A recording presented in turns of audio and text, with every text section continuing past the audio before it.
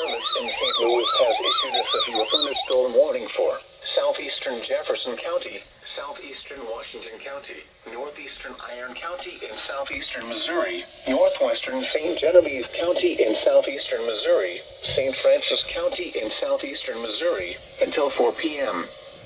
At 3:08 p.m., a severe thunderstorm was located over Iron Mountain, or near Bismarck, moving northeast at 40 miles per hour.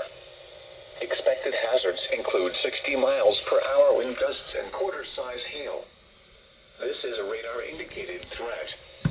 The following impacts are expected. Hail damage to vehicles is expected. Expect wind damage to roofs, siding, and trees.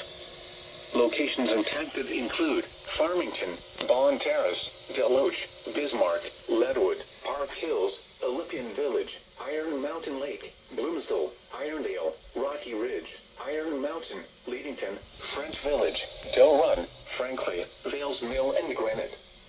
This includes the following state parks: St. Joe State Park, St. Francis State Park, and Missouri Mines Historic Site.